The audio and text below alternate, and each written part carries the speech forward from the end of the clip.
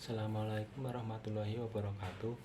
Jumpa lagi di channel saya. Kali ini saya akan membahas tentang permasalahan di budidaya ikan lele.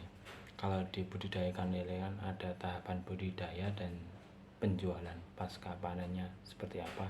Ini fokus ke budidaya ikan lele. Di budidaya ini permasalahan apa saja sih yang biasanya sering dihadapi oleh para pembudidaya? Kemarin saya sempat dilihat di Facebook juga, permasalahannya hampir sama. Pada ujungnya berujung pada kematian ikan lele. Ada yang perharinya 1, 2, dan juga ada yang kematian massal. Pada awalnya kan biasanya si ikan ini naik ke atas permukaan, dia itu danga itu. Nah, itu biasanya besoknya atau nantinya ada yang mati 1, 2 tuh. Nah, ini apa penyebabnya? Yang pertama itu karena airnya sudah terlalu kotor, jadi amoniaknya terlalu banyak dan biasanya ini airnya berbau. Terus yang selanjutnya itu karena cuaca yang ekstrim, jadi kadang panas terus hujan. Nah, ini juga mempengaruhi daya tahan ikannya. Awalnya itu di siangnya panas, sorenya biasanya hujan. Nah, ini terus pergantian air yang terlalu banyak atau airnya terlalu bening, ini juga menjadi masalah juga terhadap ikan. Kan biasanya kalau ikan lele itu kan karnivora ya, dia bisa memangsa temannya sendiri. Jadi yang kalah ini nanti ya bakal dimakan sama teman-temannya atau ditukari dan mati itu terus. Nah, ini cara mengatasinya gimana? Kalau ikan lele ini sudah naik ke atas permukaan, dulu saya pernah ya, ini pengalaman. Dulu saya juga lihat ya di YouTube, ini apa permasalahannya sama naik ke atas. Terus saya ikuti mulai dari dikasih daun pepaya, terus bentis ya, kalau di tempat saya itu ada buah bentis, mengkudu kalau bahasa Indonesianya. Nah, itu tetap aja. Nah, pada akhirnya saya justru ini ada juga yang mengatakan ini airnya terlalu keruh, jadi harus dikuras. Nah, saya juga kuras, mungkin terlalu banyak atau mungkin saya ini sampai bening.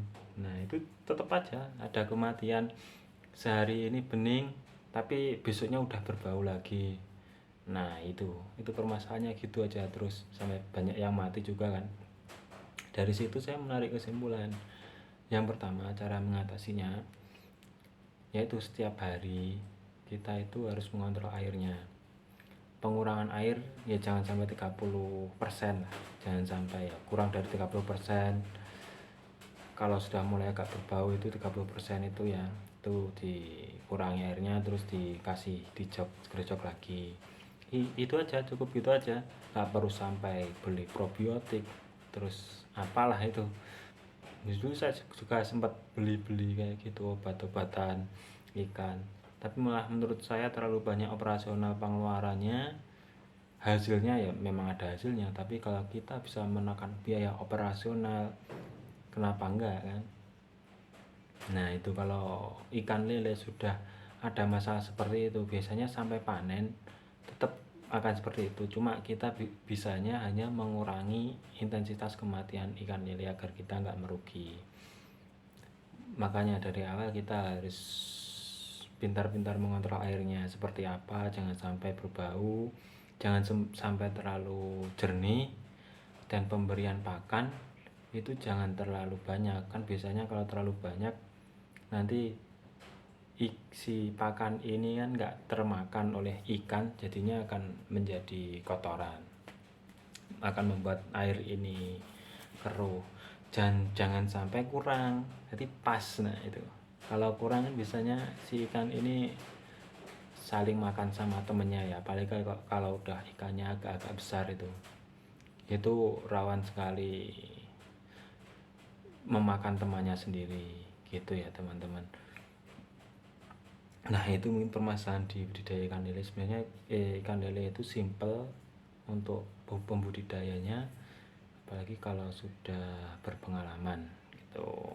tapi juga nggak semudah yang dibayangkan juga, yang katanya ikan lele itu kuat tahan dan bahkan ada yang memberi makan kotoran atau ayam tiren tanpa diolah. Nah itu saya yakin pasti yang memberi makan pakan seperti itu lelenya juga banyak yang mati juga, jadi nggak tahan gitu.